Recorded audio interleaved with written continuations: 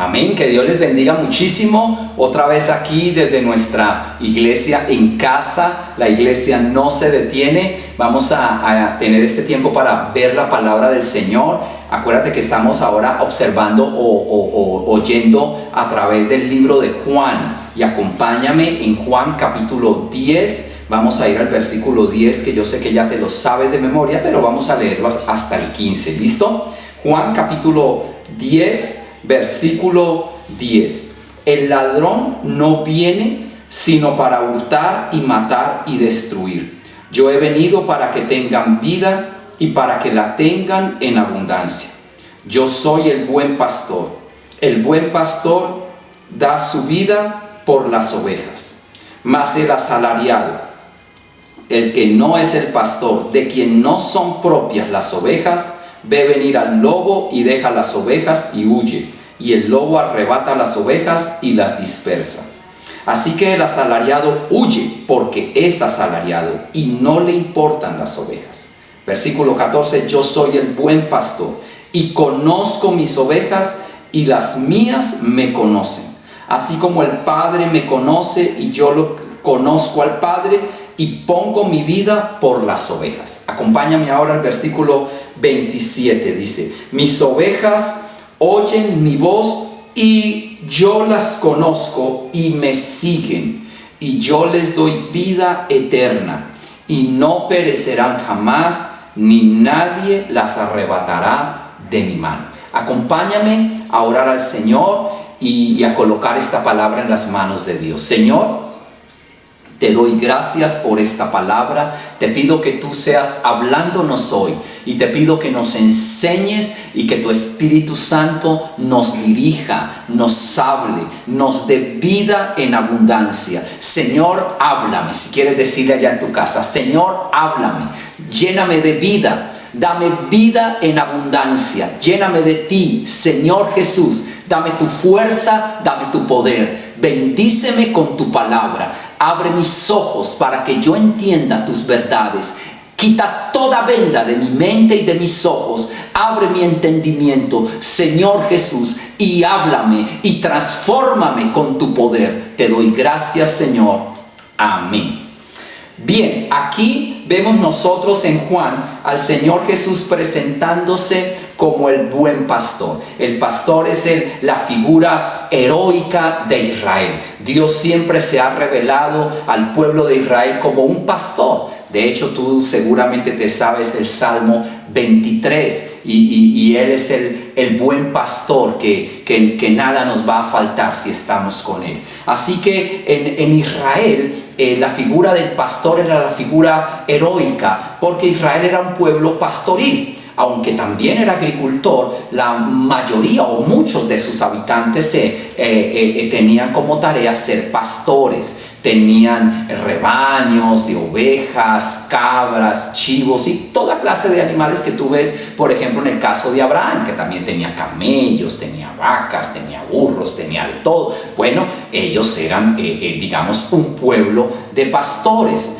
Y por esa y en la geografía de Israel, aunque también tiene llanuras, tiene ciertos lugares acantilados donde es peligroso para las ovejas que por allá se desnuquen. Mira que en esa figura tan hermosa de un pastor con sus ovejas, nosotros vemos que Dios nos llama a nosotros las ovejas de su prado. Tú lo lees en los Salmos. El Salmo 100 dice que somos ovejas de su prado. El Salmo 95 dice somos el pueblo de sus manos y las ovejas de su prado. Así que las ovejas, si tú ves alguna característica, es un animal que no se puede defender por sí mismo. Las ovejas es un animal que no tiene colmillos para morder a sus enemigos. Tampoco tiene uñas como para dar un aruñetazo. Tampoco puede correr y muy rápido como un conejo. No puede. Es medio lento. Tampoco tiene alas para esconderse. O sea que la pobre oveja es amullonada, bonita, gordita y como que además de todo, no sé si es que no le funciona muy bien a veces el cerebro y a veces se va por un acantilado porque por allá ve una matica rica y puede que esté a punto de matarse, pero ella va allá.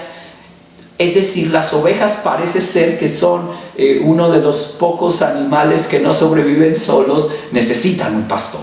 Si no, es la presa fácil de cuanto lobo, jaguar, oso, león o cualquier animal por ahí que quiera y tenga hambre, pues se lo comerá.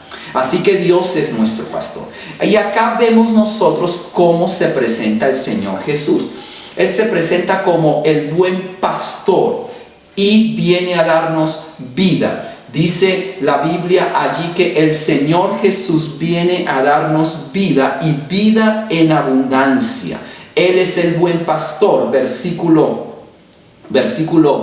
11, yo soy el buen pastor su vida da por las ovejas. Ahora, esa relación de pastor-ovejas en Israel era una relación de amistad. Normalmente estos pueblos tenían a las ovejas para lana y todo este ganado para leche. Y por esa razón se generaba una relación amistosa o familiar entre el pastor y las ovejas. Aquí vemos nosotros que Jesús es el buen pastor. La palabra bueno, vamos allá a lo primero. La palabra bueno, en el griego hay dos palabras que describen la palabra bueno. Una es la palabra ágatos, que significa alguien bondadoso, y otra es la palabra kalos, que ya tiene una calidad diferente. Aquí la que usa es la palabra kalos. Jesús es nuestro pastor kalos, o sea, bueno. Y esa palabra kalos significa que no solamente es bondadoso, sino que es amable. Es decir, que es alguien que quiere decir dulce, amable. Una persona amigable, amistosa. No sé si has visto a alguien que uno diga, ve, esa persona es una bella persona, buena gente, se ve buen amigo. Bueno, eso es alguien kalos, es decir, alguien bueno. Se ve amable, se ve dulce, amigable. Esa es la clase, digamos, de pastor que nosotros tenemos. Pero otra característica que tiene esa palabra kalos es que también significa alguien paciente.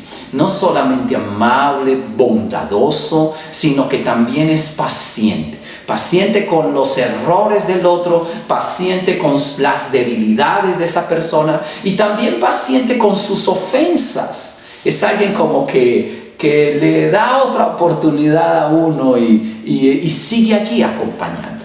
Ese es el pastor y esa es la descripción de lo que la Biblia dice que es Jesús. Es el buen pastor, kalos, bondadoso, también amable, amigable, cercano, pero también es paciente. Y esto es lo que es Jesús para nosotros. Es el buen pastor. Y qué bendición que tengamos un buen pastor. Ahora, el pastor tiene, digamos, unas tareas. El buen pastor entra por la puerta. Bueno, él hace referencia, él es la puerta, Jesús es la puerta. Y todo buen pastor entra por la puerta, cuida las ovejas, conoce sus ovejas, da la vida por las ovejas. Y aquí hay una referencia al mal pastor. Dice allí el asalariado, en el versículo 12, ve venir al lobo y huye, y el lobo arrebata las ovejas y las dispersa. Así que el asalariado huye, dice el 13, porque es asalariado. Así que también hay un mal pastor. El mal pastor ni es amable, digamos, ni es paciente, ni es bondadoso. Él va por la plata. Así que ahí vemos nosotros las diferencias. Ahora con este problema de confinamiento que tenemos, yo sé que muchas personas están viendo muchos videos cristianos también, pero mi hermano, también hay que discernir a quién estamos viendo o escuchando. Hoy en día sí sabemos, estamos en tiempos peligrosos, en tiempos del final, que no sabemos cuándo será el final, pero algo hay para que caracteriza los tiempos del final. Y la primera palabra que está en siempre que Jesús habla de los tiempos finales es la palabra engaño. Así que él siempre, cuando le preguntaron los discípulos, Señor, dinos cuándo sucederán estas cosas, Jesús se da vuelta y les dice, no se dejen engañar, porque vendrán muchos en mi nombre. Y empieza a decir, y siempre es lo mismo, no se dejen engañar. Así que al final de los tiempos vendrán muchos falsos pastores o engañadores. Y aquí un punto en cuanto al buen pastor. El pastor es alguien que da su vida por las ovejas. Y este es el punto principal. Jesucristo es el pastor. Cualquier pastor que no me lleve a Jesucristo, a que Él da la vida por mí, mi hermano, peligroso. Peligroso, no es un buen pastor. Bien, así que Él es diferente al asalariado. Y yo veo aquí que hay algo que viene a darnos el pastor. El pastor viene a darnos vida, y vida en abundancia. Versículo 10. Ahora, esa palabra vida es la palabra Zoe. Zoe significa vida con el poder de romper la inercia. Zoe significa vida que salta hacia arriba. Y perdóname que allí es así la definición. Está hablando de Zoe, tiene unas características. La vida que Dios nos da tiene unas características, porque aquí dice que es abundante. Y esa palabra abundante mezclada con la palabra vida dan unas características. Quiere decir lleno de fuerza. Es una primera característica de la vida. Segundo, quiere decir algo que se multiplica, que crece, es abundante, crece y se multiplica. Número 3, quiere decir que da frutos, fructifica y se extiende. Eso quiere decir la vida. Y vida quiere decir que se impone a las dificultades. Por eso lo primero que le dije es que salta hacia arriba. Y esto fue las palabras que Jesús le dijo, no solo a las samaritanas, sino en Juan capítulo 7, dijo que de su interior saltarían ríos de agua viva y que saltan hacia vida eterna. Esa palabra saltan quiere decir que tiene fuerza, que tiene vigor, se impone a las dificultades. Así que Jesús vino a darnos vida, y vida en abundancia, esa clase de vida. Ahora escucha que ahí Jesús dijo, la clase de vida que Él da es abundante. O sea, Él nos da una clase de vida para que vivamos una vida a plenitud, intensa, con todos los talentos que nos ha dado, con todas las habilidades, los dones que nos ha dado. Él quiere que lo pongamos a producir una vida productiva, una vida útil, una vida de frutos, una vida que tiene un propósito, un objetivo. Esa es la clase de vida que Él viene a darnos, y solo la da el buen pastor. Nadie, no está en otro lado, está en el buen pastor. Así que esa clase de vida es una vida de calidad. Mire, observe que la vida plena es la misma vida eterna, porque en el versículo 28 dice, yo les doy vida eterna y no perecerán jamás, ni nadie las arrebatará de mi mano. Está diciendo de sus ovejas. Versículo 27, mis ovejas oyen mi voz y yo las conozco y me siguen, y yo les doy vida eterna. En el 10 había dicho que daba vida abundante. Así que vida eterna y vida abundante es equivalente. Ahora, la vida eterna es una palabra que quiere decir ainos en griego. Esa palabra eterna no quiere decir que Él vino a darnos una vida forever. Pues sí, también tiene que ver la vida por siempre con el Señor en el cielo. Pero más que la longitud de la vida, cuando Jesús habla de vida eterna, y siempre lo vas a escuchar en el Evangelio de Juan, está hablando de calidad de vida. Eternos o ainos quiere decir Dios. No sé si me hago entender, pero el eterno era uno de los nombres más característicos de Dios.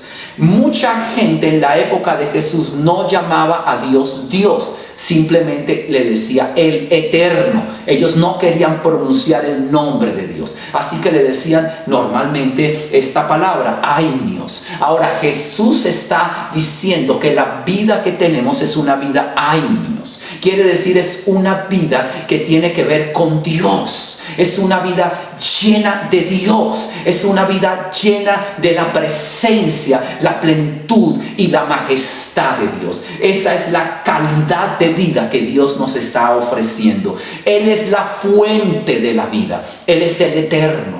Y lo dice el Salmo 33, que Él es el manantial de vida. En tu luz tenemos luz. Él es la fuente de la vida. Así que Dios es el eterno, y la vida eterna quiere decir una vida llena de Dios, abundante, llena de su sabiduría, llena de su justicia, llena de su poder, llena de su santidad, llena de su fuerza. Esa es la vida que Dios nos está ofreciendo.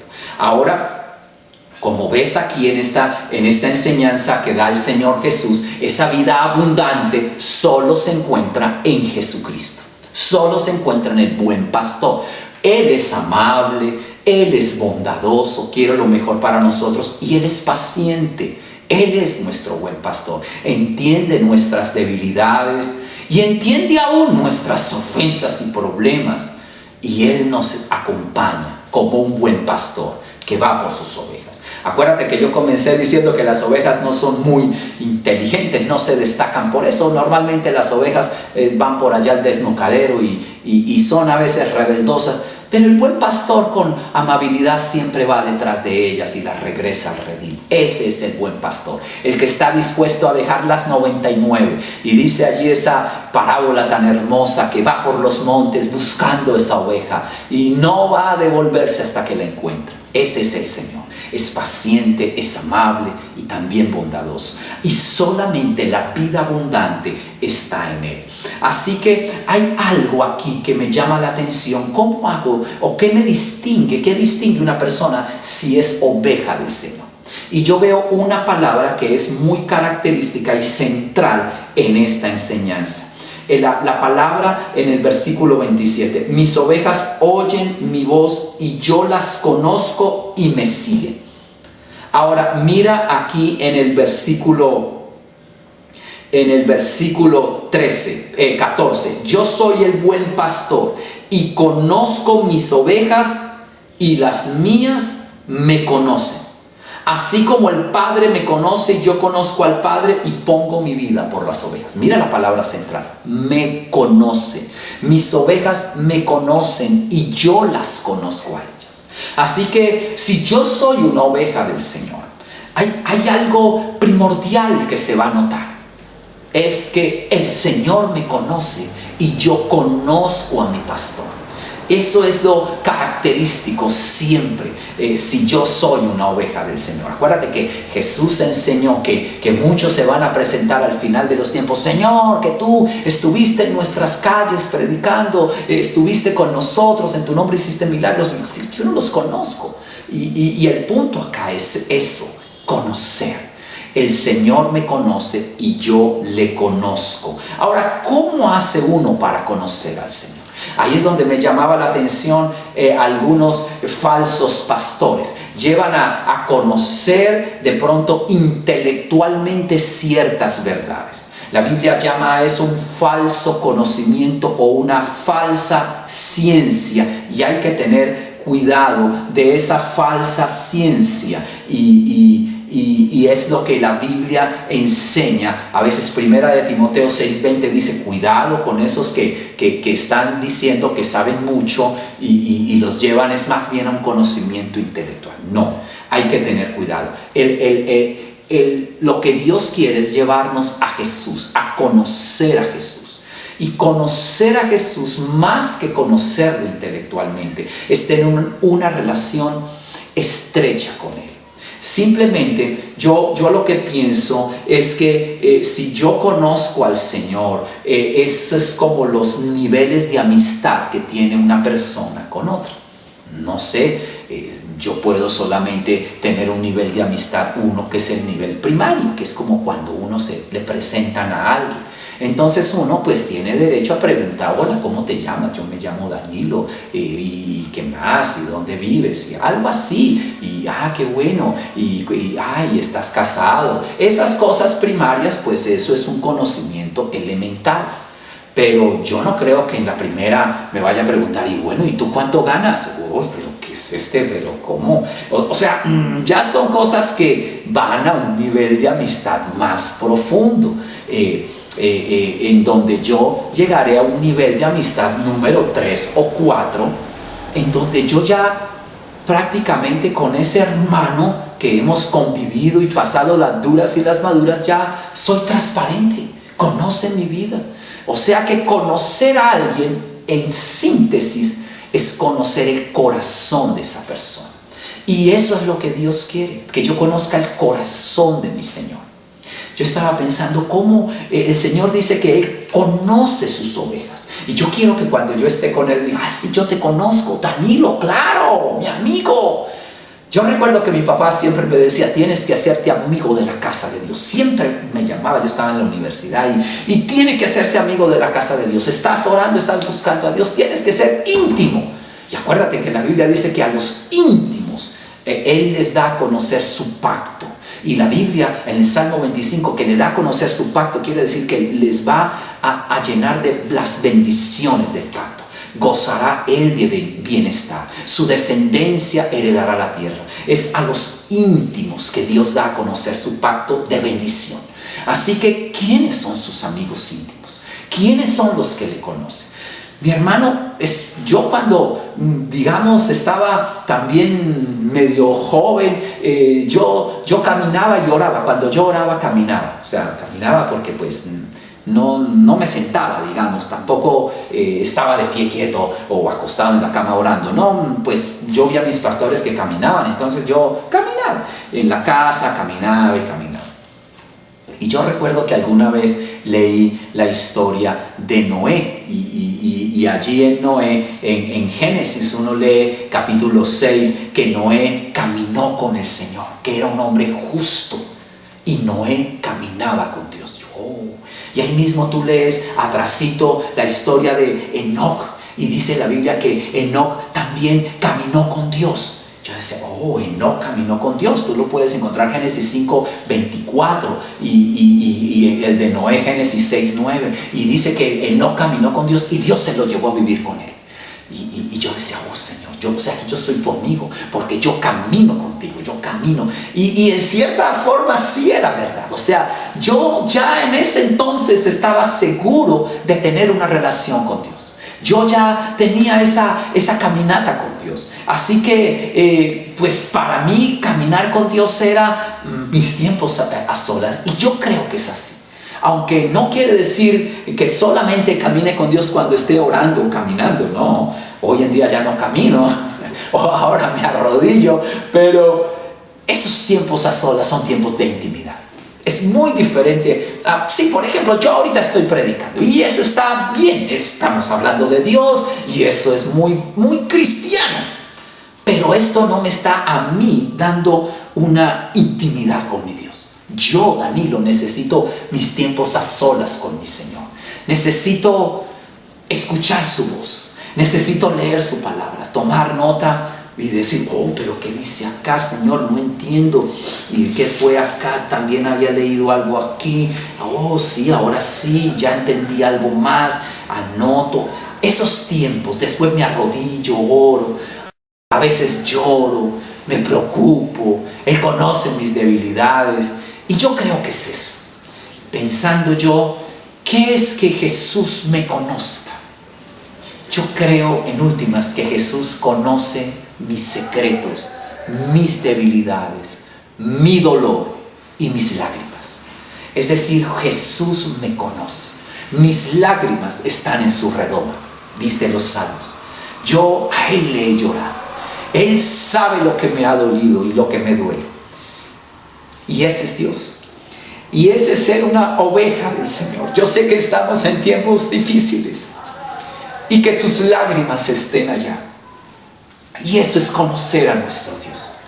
Y Él nos conoce a nosotros porque somos sus ovejas, porque no tenemos a quién más acudir, porque acudimos a Él. Nos postramos y le clamamos, le suplicamos su ayuda. Y eso es ser una oveja de su corral, una oveja de su redil. Y es lo que yo estoy viendo acá. Él me está llamando a mí a ser su oveja. Él quiere conocerme a mí. Y Él quiere que yo le conozca y escuche su voz. Mira lo que dice, los que escuchan su voz. Y es lo que yo debo estar haciendo cada día. Así que yo te animo, no sé cómo está tu devocional, pero de eso se trata. Así que se trata de tener vida. Si yo hago esto cada mañana, mi hermano, yo de ese lugar me voy a parar con poder, lleno de vida. Como te decía ahora, de Zoe, de esa vida poderosa, de esa vida abundante. Me voy a levantar con fuerza. Las características de la vida: fuerza, vida abundante, vida que fructifica y vida que se sobrepone a las dificultades. Me voy a levantar lleno de vida y vida en abundancia. La vida eterna es la vida con Dios, esa vida que te decía ahora, que es esa palabra ainos, que quiere decir la vida abundante de Dios. Me levanto de ese lugar con que estoy siendo pastoreado por mi Señor, escuchando su voz, hablando con Él, orando, llorando, suplicando su ayuda. Y de ahí salgo empoderado. De ahí salgo un hombre diferente, con la gloria y el resplandor de Dios, con la fuerza de mi Dios. Tiemblan delante de mí la tierra, delante de mí los demonios caerán, porque voy con la presencia de mi Señor. Él es mi pastor y nada me faltará. Y de eso estoy seguro.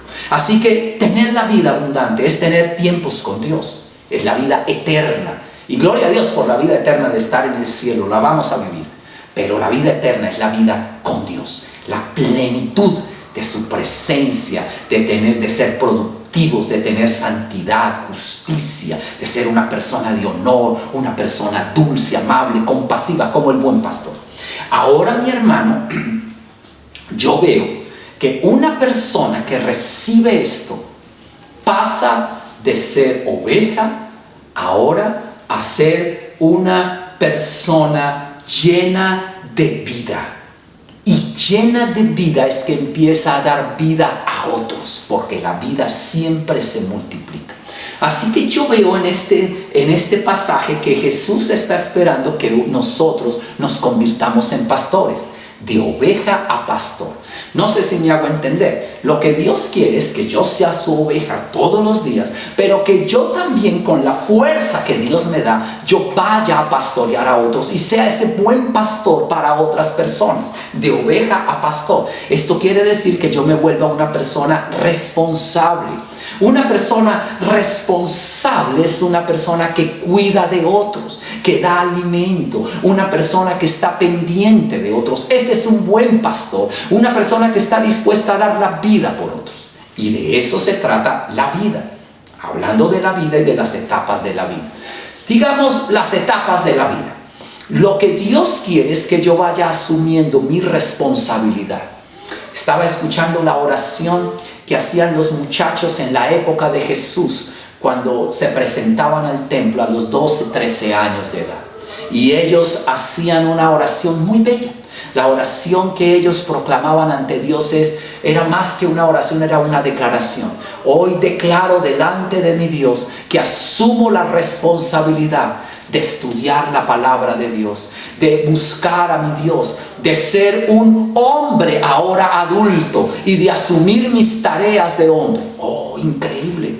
Eso lo hacían estos hombres y se convertían en hombres. De hecho, pues para nosotros eran niños, pero para la cultura de la época de Jesús ya se convertían en hombres responsables. Ya podía ir con su papá a trabajar duro, ya no iba a estar más en la casa, podía ya acompañar a su padre. Pero lo primero, él por sí mismo ya podía leer la palabra. Increíble.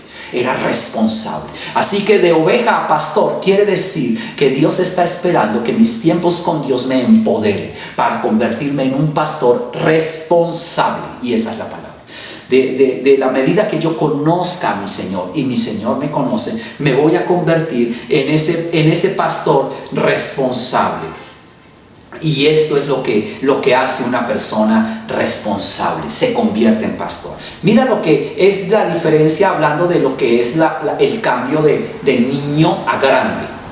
Acá en nuestra cultura tenemos la digamos, la cultura del adolescente, que es como una etapa intermedia entre los 13 años y los 19 más o menos, pues se llama teens. Los teens es como esa edad. Pero muchos consideran que no es algo real, que esto más es un concepto cultural. Dice, ¿cuándo se acaba la adolescencia? ¿A los 20? No, hemos visto muchos adolescentes mayores de 20. Pero mamá, ¿cómo así que no me cargaste mi celular, no me compraste el plan? Pero hijo, usted ya tiene 28, o sea, todavía este muchacho de 28 años, un muchacho en nuestra cultura. Pero bueno, el punto es que muchas personas consideran que una persona se vuelve adulta, escúchalo bien, cuando cumple 3 requisitos, no que cumple 20 años, no. Número 1, cuando se vuelve autónomo. Autónomo, económicamente, autónomo emocionalmente y autónomo físicamente. Quiere decir que sale de la casa de sus papás porque se sale económicamente autónomo, se independiza económicamente, se independiza emocionalmente de sus padres y se independiza físicamente de sus padres. Bueno, o sea que es una persona responsable, que ahora tiene la habilidad para responsabilizarse de otros. Eso es tener vida. Y eso es lo que Dios está esperando, que yo sea ese buen pastor ahora de otras ovejas. Y eso es lo que yo veo acá. Una persona que se llena de vida abundante, es una persona que se levanta con fuerza. Y con fuerza aún por encima de las dificultades y se responsabiliza. Así que la primera característica, yo miro 4 características de una persona responsable. Una persona llena de vida. Número 1, se hace responsable de su vida. Y toma responsabilidad. Es como este niño, tomo responsabilidad de buscar al Señor. Yo tomo responsabilidad de tener una vida delante de mi Señor. El Señor me va a juzgar es a mí, no a mis papás. Eso es el punto. O no a mi esposa. Yo asumo mi responsabilidad como papá. Asumo mi responsabilidad como trabajador. Ese es el primer punto. El segundo punto es una persona que hace que las cosas sucedan. El pastor hace que las cosas sucedan. El pastor pastorea las ovejas. No las ovejas llevan al pastor para donde ellas quieren. Es lo contrario. Yo veo que hay 2 clases de personas en el mundo. Las personas que hacen que las cosas sucedan y a las personas que les suceden las cosas. ¿Tú qué clase de persona eres? Una persona responsable, llena de vida, hace que las cosas sucedan. Y él se levanta a cambiar las cosas que tiene a su alrededor. Es esa persona, hace que sucedan. Y no se está quejando por todo. Número 3, es una persona que se concentra en la esfera de su responsabilidad. Es decir, él entiende qué es lo que está bajo su esfera y eso lo cambia. Pero no es una persona controladora de lo que no puede controlar. Número 4, es una persona que vuelve a intentar cuando las cosas no se dan. Pero él asume la responsabilidad. Es muy diferente a una persona irresponsable. Como decir una oveja que nunca maduró. Una oveja que no asume su rol ahora de pastor. Y esa persona irresponsable, ¿cómo es? ¿Cómo es una persona? Número 1, la vi que de otra forma se llamaba reactiva, pero digamos irresponsable, que tiene poca vida. Siempre se siente víctima, primera característica. Segunda característica, culpa a los demás. Tercera característica, se siente perseguido. Y cuarta característica, dice, pues es que yo soy así. Y yo estaba pensando en esa persona que se siente víctima. Víctima ahora de las circunstancias, víctima del coronavirus. Y no sé y que no se responsabiliza. ¿Sí viste que no se responsabiliza? ¿Has visto eso?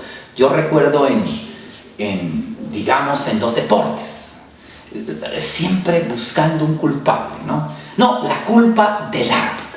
culpa era del árbitro. No, la culpa es del entrenador que nunca me pone a mí a jugar, dijo James. No, mentira, yo no sé. Dijo que no me ponen a jugar, entonces es la culpa del entrenador. La culpa es del balón. Es que el balón, no sé, pateé ese balón y salió por el cielo. No tiene el peso que era. Siempre, si yo cuando pienso echarle la culpa siempre a alguien, la culpa es del profesor que me cogió entre ojos. La culpa es de mi jefe que me la tiene velada y por eso yo no salgo adelante. Esa es la mentalidad que no sale adelante. Esa es la mentalidad de víctima.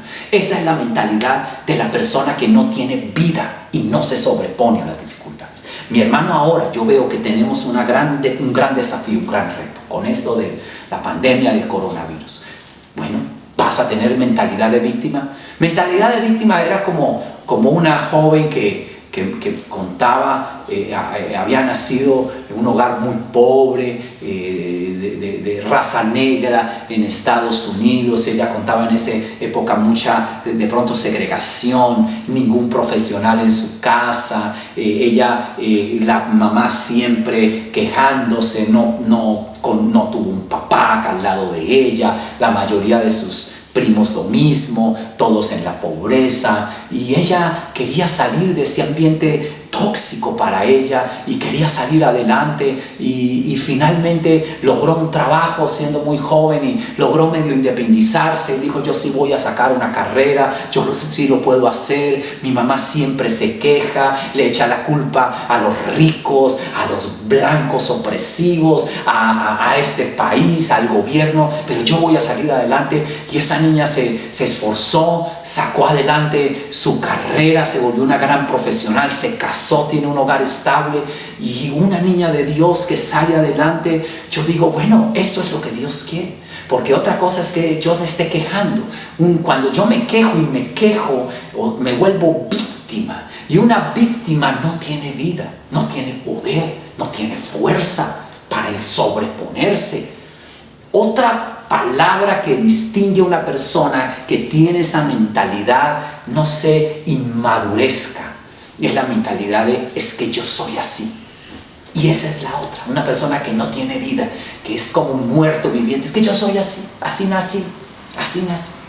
Y entonces no ve que tiene la fuerza para cambiar.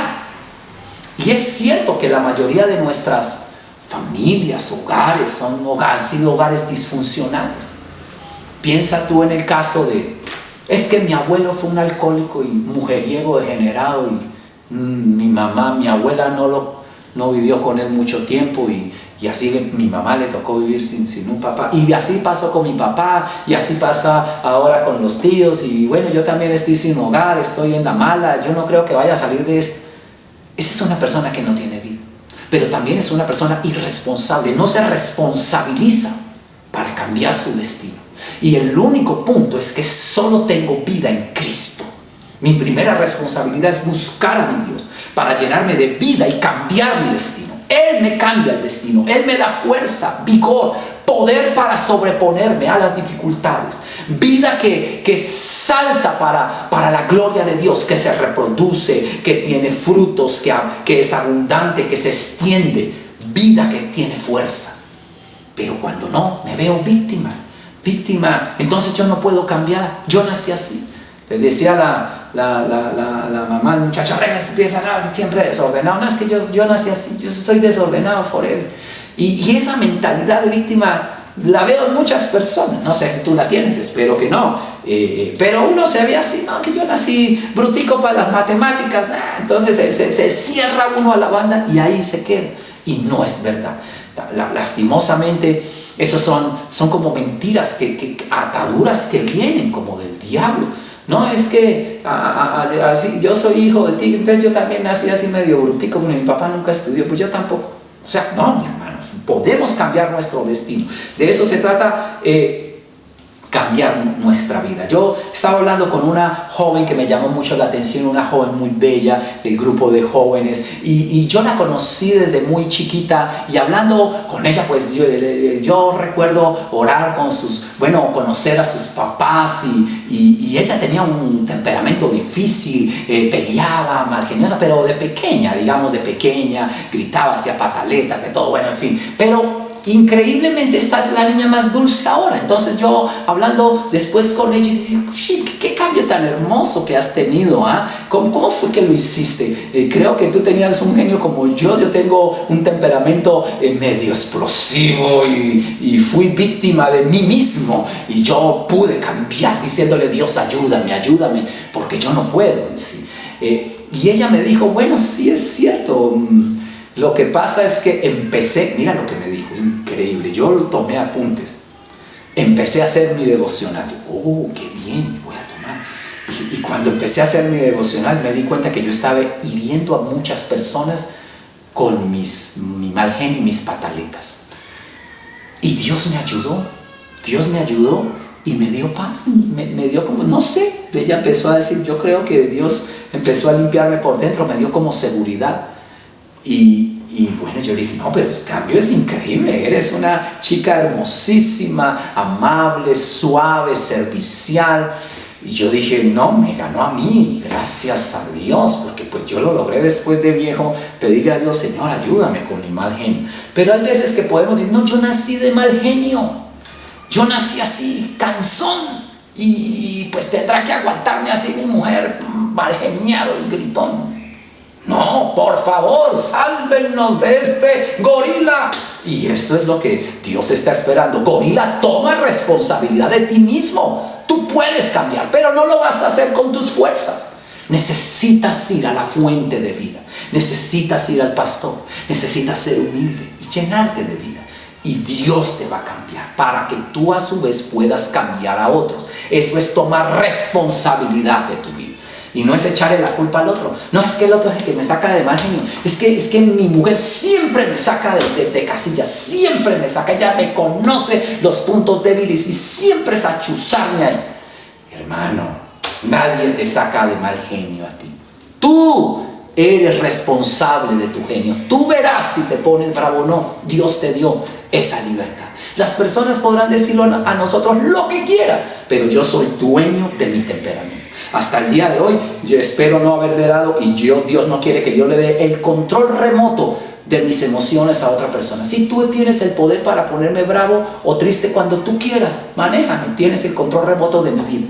No, eso es la mentalidad de víctima. Esa es la persona que no se responsabiliza de sí mismo. Esa es la persona que no tiene vida. No, levántate, deja la muerte para atrás. Vida es como digamos la historia del pez. ¿Cuál es el pez que rompe la fuerza de la corriente? ¿Cuál es el único pez que va contra la corriente? Les decía yo a los jóvenes hace años. ¿Cuál es el único pez que nada contra la corriente y que tiene machera para nadar? Y todos, el salmón. Y yo, pues sí, el salmón nada contra la corriente. Lo he visto en las películas, los osos, ahí están listos. Pero solo el salmón. Y el humilde Boca Chico, el humilde Nicuro, el humilde Barrio, ellos no, porque ellos son humildes, ¿no? Ellos son de por aquí. Y también, yo le dije, el Boca Chico, yo soy de Ibagué, también va contra la corriente, se llama la subienda, es un fenómeno. Y, ay, sí, también el Boca Chico, no, pensé que solo eran los salmones. Claro, como son gringos, ellos sí pueden. Mi hermano, todo lo que tiene vida, nada contra la corriente. Nada de lo que no tiene vida puede ir contra la corriente. Así que solo lo que tiene vida, porque vida es fuerza, vida salta hacia arriba, vida vence las dificultades, vida vence la inercia de esta ecuación en la que vivimos física. Hay una ley de la ciencia, se llama la segunda ley de la termodinámica. La segunda ley de la termodinámica, que es la ley que rige y es una ley universal, es la segunda ley universal, imagínate tú. Dice que todo va hacia el deterioro, todo, absolutamente todo. Aquí, en Mercurio, en Júpiter, en la última galaxia, en mi cuarto, todo va al deterioro. Si yo no arreglo mi cuarto va a ir al deterioro. Si yo no me baño y me peino, yo voy a ir al deterioro. Al conejo del pilas Energizer se le van a acabar las pilas. Hay una ley que se llama la segunda ley de la termodinámica, que dice que todo va a deteriorarse. Si yo dejo mi casa así como está y me voy, la dejo limpiecitica, hermosa, resplandeciente, y llego en 30, 40 años, hermano, mi casa es un desastre y nadie estuvo allí. Pero algo pasó, todo va hacia el deterioro. ¿Qué es lo único que rompe esa ley de la termodinámica? ¿Sabes qué es lo único que la rompe? La vida. La vida tiene poder para dar mantenimiento a una casa, para arreglar lo que se daña, para levantar lo que se cae. Eso es la vida. Así que el poder de Dios para cambiar me lo da el Señor, para que yo a su vez cambie mi alrededor, mi generación y mi destino. Él me da ese poder. Así que yo quiero responsabilizarme y hacer que las cosas sucedan. Y no que sea la persona a quien le suceden todas las cosas. Y ahora es quejándome. No, el coronavirus, mi hermano. Y ahora sin plata. Mi hermano, ¿tienes vida o estás muerto? Si yo tengo vida, algo se me va a ocurrir diferente. Son aguas que nunca habíamos navegado. Seguro que mucha gente nunca había navegado estas aguas. Creo, de lo que yo conozco, que en muy pocos periodos de la historia se había visto una situación de estas. ¿Qué vamos a hacer? ¿Llorar? ¿Sentirme víctima? Bueno, si yo llevo mis lágrimas a la redoma de Dios, eso sí está muy bien. Pero de ahí yo tengo que salir empoderado. No sé si tendré que cambiar mi trabajo, mi forma de ganarme la vida, de presentarme, de ser bueno y experto en sistemas ahora, en internet, en redes sociales, no sé. Pero de que la cosa voy a salir adelante, saldré adelante porque estoy lleno de vida. Y eso es lo que me da el Señor. Me da poder para salir adelante, para volver a intentarlo, para hacer que las cosas sucedan y dejar de ser víctima. ¡Qué bendición! Estaba pensando, sí, mira, las dificultades de la vida nos llevan a hacer cosas grandes y que eso está bien. Y ahorita veía como con los colombianos nosotros estamos haciendo un montón de ventiladores de esos que dan respiración artificial a las personas, y decía ahí la noticia, y nunca en la vida habíamos hecho uno solo. ¡Ay, qué atenidos! ¿Por qué? ¿Por qué nunca habíamos hecho uno? ¿Será que es que allá los gringos o los japoneses o los chinos son más inteligentes? ¿Cómo que no podíamos haber hecho ventiladores? Y no, ahora sí las universidades y un montón de entidades ahora van a producir un montón de ventiladores y de muy bajo costo y igualmente buenos. Yo dije, de eso se trata, los cambios y las dificultades. Podemos salir adelante, pero una mentalidad de víctima o irresponsable, no, es que mandé a comprar los ventiladores a Estados Unidos y no me han llegado y me está muriendo aquí la gente. ¿Yo qué culpa? Culpa de allá de Trump, que no me venden los ventiladores. O los españoles que se pusieron a comprar un montón de cosas a los chinos y como que les salieron, ya habían pagado. Ay, Dios mío. Pero hermano, yo puedo hacer las cosas. ¿Cómo que no puedo? Es decir, yo puedo cambiar la situación de alguna manera. Y de eso se trata el punto de que hay cosas que yo puedo cambiar y no puedo quedarme en el conformismo o en la dejadez. Yo he visto muchas personas dejadas y le llaman a eso humildad. No, es que yo soy muy humilde. Me decía una señora que conoció a un vecino que era muy humilde. Se había separado de su esposa y tenía escasamente una silla allá en el cuartico donde vivía. Y ella de vez en cuando le daba algo de comer y no, es que él es muy humilde, pobrecito, pues un tipo profesional, porque se separó de su mujer. ¿Y cuánto lleva solo, pobrecito? Y lleva como un año solo ahí, un año. Y que ella le iba a regalar unas ollitas y unos platos. ¿Te le iba a regalar unas ollas y unos platos? Pisco profesional y lleno de vida. Mi hermana, ¿qué es eso? Si él quiere vivir así es porque él quiere. No es que él es cristiano y se ve como humilde. Mi hermano, eso no es humilde, eso es ser uno dejado. Porque pues, yo no sé si Dios lo mandó a vivir así y que le dé toda su plata a los pobres. De pronto puede ser, pero no creo. Porque el hombre como que no trabaja mucho, entonces sospechoso.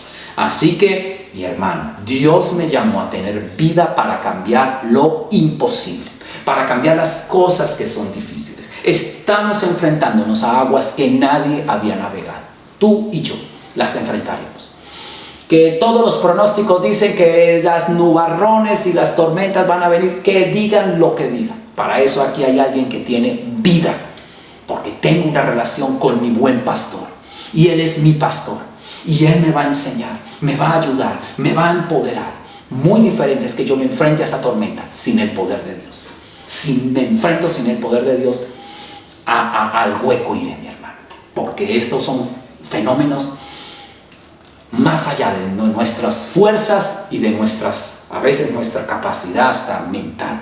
¿Qué vamos a hacer ahora? Pero en Dios siempre hay caminos y en Dios siempre hay fuerzas. Yo quiero orar al Señor y quiero terminar. Leía yo el Salmo 84 y yo sé que muchos se saben el Salmo 84. En el Salmo 84 dice: bienaventurado el hombre que tiene en ti sus fuerzas, en cuyo corazón están tus caminos. Y mira lo que dice el versículo 6: atravesando el valle de lágrimas, lo cambian en fuente de bendición. Y dice allí que lo cambian en fuentes como cuando la lluvia llena los estanques. Irán de poder en poder y verán a Dios en Sión. Ese versículo 6 en otras versiones dice que será esa persona que tiene en Dios sus fuerzas. Mira lo que dice, que tiene en Dios sus fuerzas. Esa persona será como un manantial que tiene vida y vida en abundancia, que no solo tiene vida, sino que cuando atraviese el valle del llanto, cambiará ese valle del llanto por un manantial de bendición. Increíble. Así que el punto es, en el Salmo 84, bienaventurado el hombre que tiene en ti sus fuerzas, en cuyo corazón están tus caminos. Cuando atravieses el valle de las lágrimas, lo cambiarás en fuentes de bendición. Así va a ser. Ahora necesitas estar lleno del Señor. Y quiero orar al Señor porque Él es nuestro pastor. Cuando andemos en valle de sombra y de muerte, aunque ande en valle de sombra y de muerte, no temeré, no me volveré víctima, no le echaré la culpa a mi esposo o a mi esposa, ni al jefe, ni al gobierno. No le echaré la culpa a esta pandemia. Dice ahí: no temeré, porque tú estarás conmigo, Señor. Tu vara y tu callado me infunden aliento. Él es mi pastor. Y mi hermano, yo quiero animarte antes de terminar. Levántate como pastor. Levántate como pastor. Levántate a hacer lo que Dios te llama a hacer. Y lo primero que Dios te llama a hacer es pastorea tus ovejas. Pastorea las ovejas que Dios te está dando.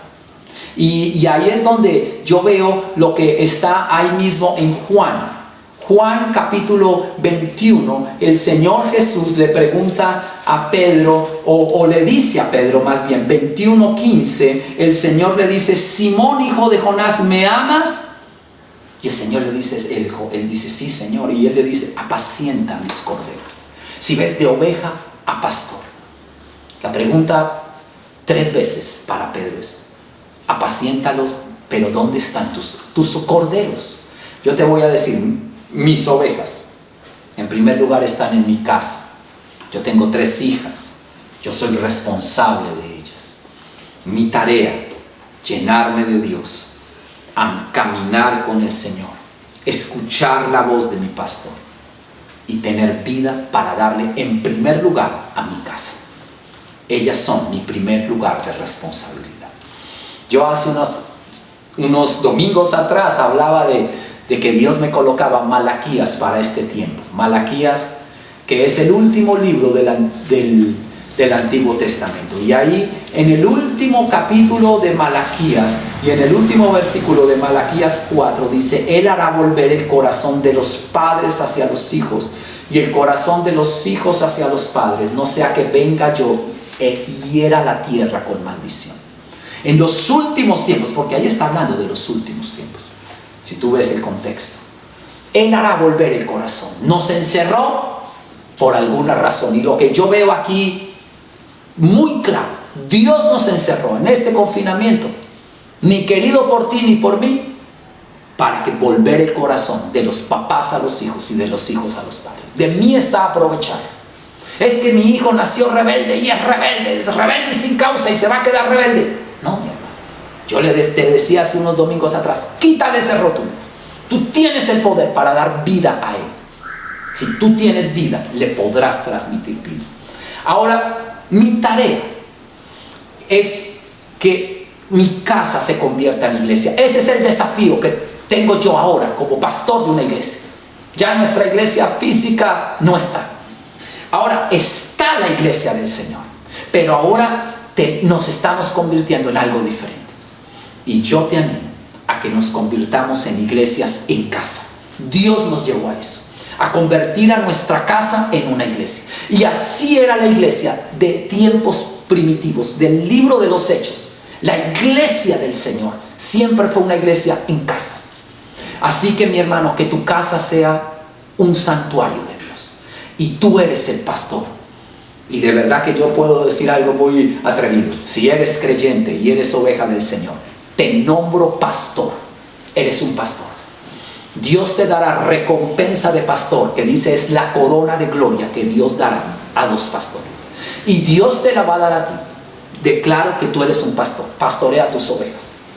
Tu primer rebaño es tu casa. Ahora, ¿cómo lo vas a hacer? Bueno, yo estoy pensando aquí cómo hacerlo. Nosotros vamos a estar haciendo publicidad para que hagas, y presión psicológica, para que hagas la noche de la familia. Este mensaje te vamos a dar el bosquejo para que tú lo puedas reproducir de acuerdo a la edad que tengan tus hijos. Por ejemplo, mis hijas al estar grandes, pues yo ya no puedo reproducir la misma prédica porque ellas ya la escucharon. Así que ahí abajito hay unas preguntas que son unas preguntas de aplicación. Después de que tú veas el bosquejo, ya has escrito, te sale el bosquejo de esta misma charla. Y ahí en esas preguntas, haz las preguntas. Entonces ahorita yo hago mis noches de familia con mis hijas con las preguntas. O sea, yo no me pongo a predicar otra vez porque me van a decir, ay, qué aburrido, ya escuché todo. Bueno, tengo que ser más inteligente, así que me voy con las preguntas y yo más bien hago preguntas difíciles y yo mismo me respondo alguna y después le doy la oportunidad que ellas hablen. Y todos hablamos. Nos fue muy bien la última noche de la familia.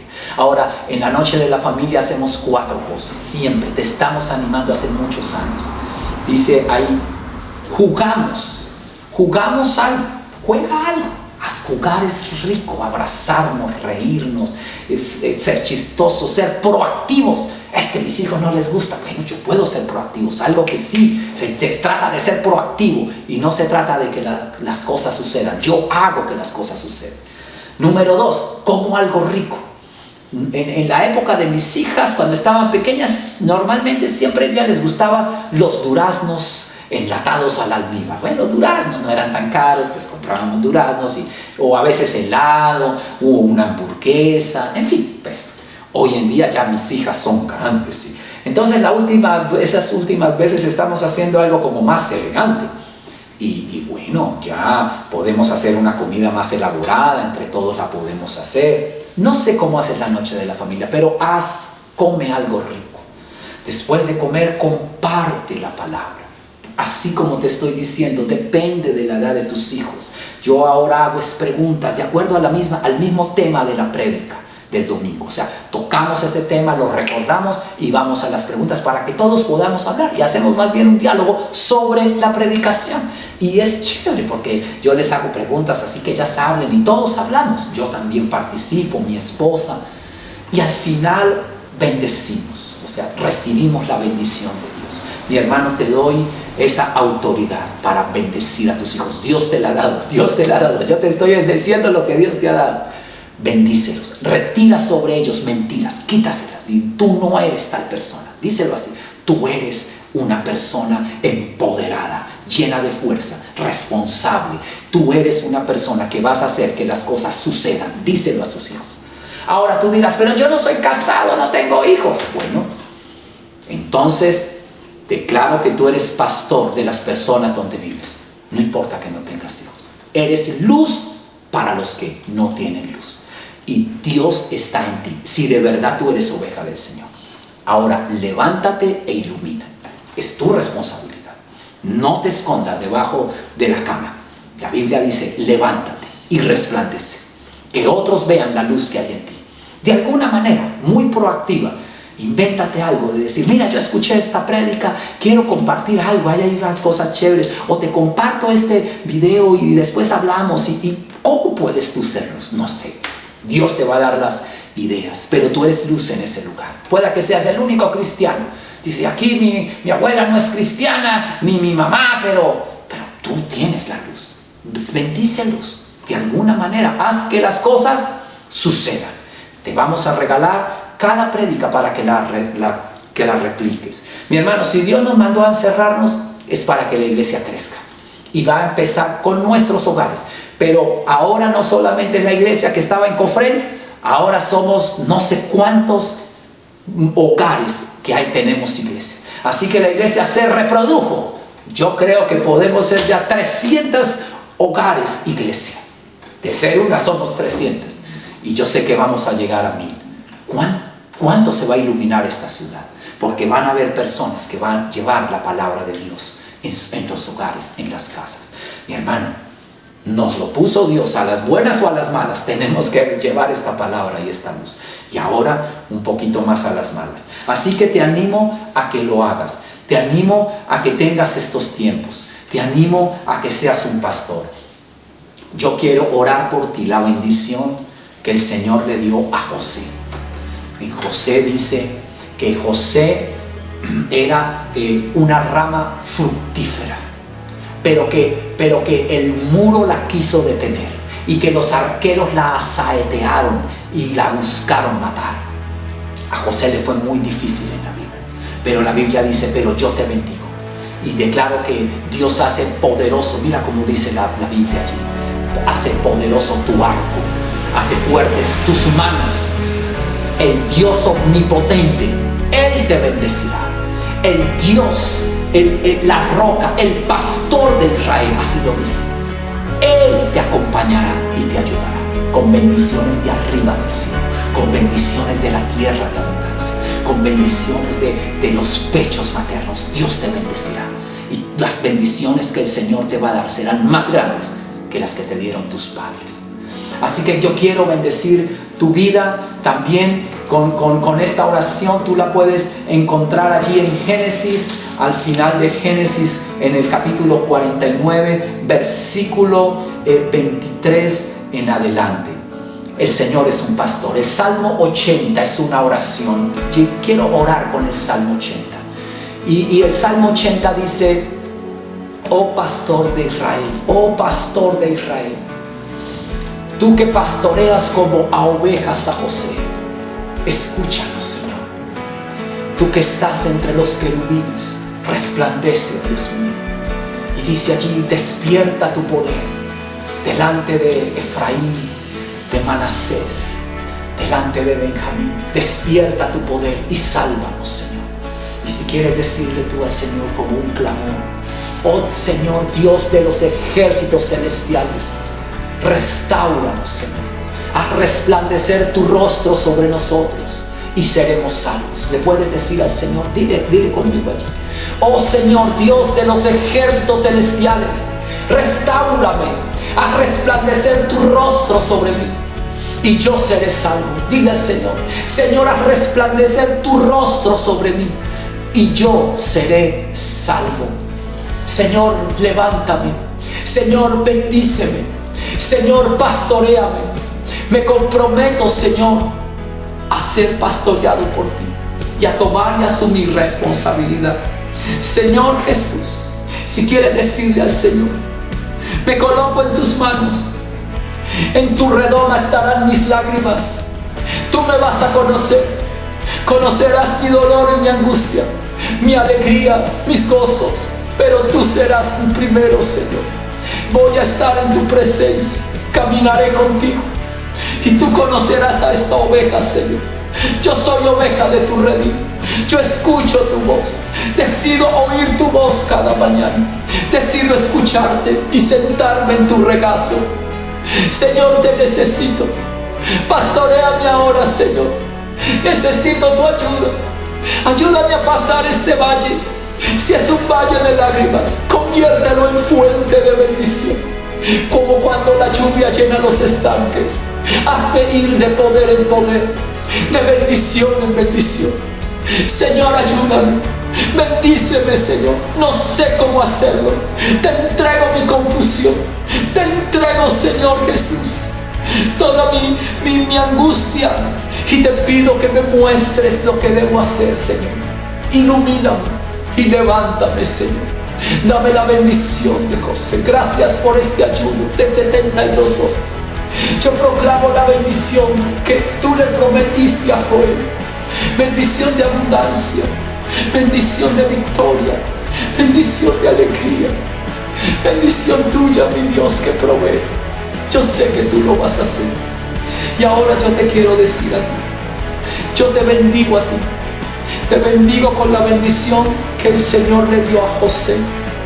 Y te bendigo a ti, como dice su palabra, aunque te hayan causado amargura y dificultades en la vida, aunque el muro haya intentado detenerte y aunque te hayan aborrecido los arqueros, yo declaro que el Señor hace que tu arco se mantenga poderoso y que tus brazos se mantengan fuertes. Se mantendrán fuertes por la mano del fuerte de Jacob, por el pastor de Israel, por la roca de Israel. Y proclamo que ese es el Señor, el Dios omnipotente te bendecirá.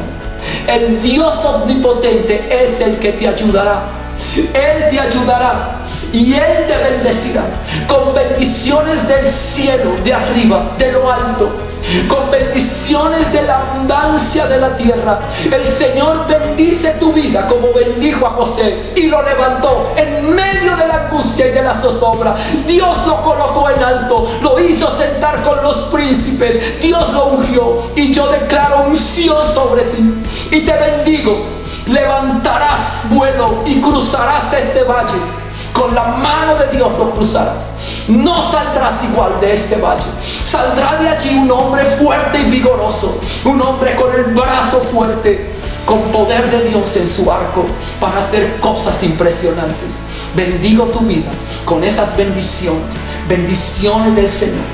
Y ahora yo quiero que tú declares, o yo quiero primero declarar sobre ti. Yo te nombro a ti como el nombre que Dios te da.